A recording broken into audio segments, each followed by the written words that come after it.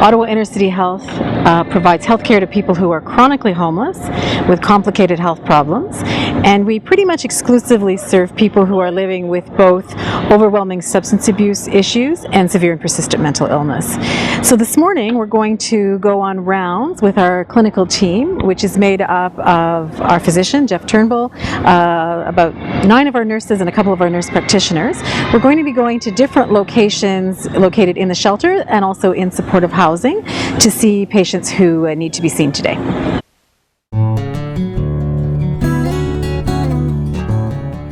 I like to think of it as hospital services outside of the walls of the hospital, so we've moved all of the resources that we have outside of the walls. The biggest impediment for these people to have hospital care is, well, you need appointments, and for an appointment you need to have some way of making that appointment.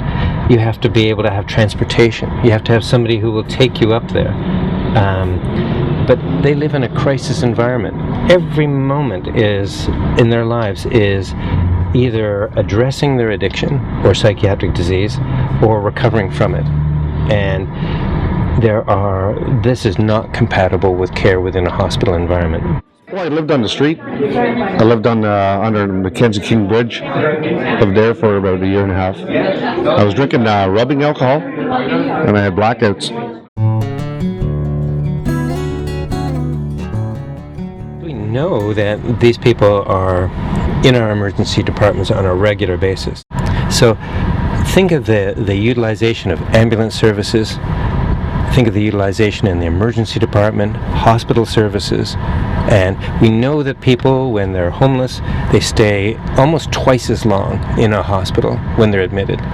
So yes, sometimes they will need hospital services, but the majority of times they don't, and we can provide better care, more effective care outside of the hospital environment, and it's certainly a lot cheaper, that's for sure.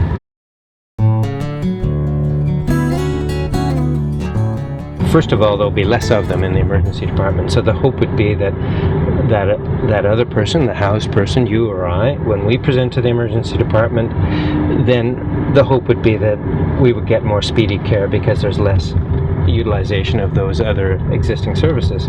Yeah, I have a severe cirrhosis of the liver, and this is why I'm here. The doctor just does everything he can to help anybody. He doesn't care about your creed, your color, your ailment. He works hard. He looks after the homeless.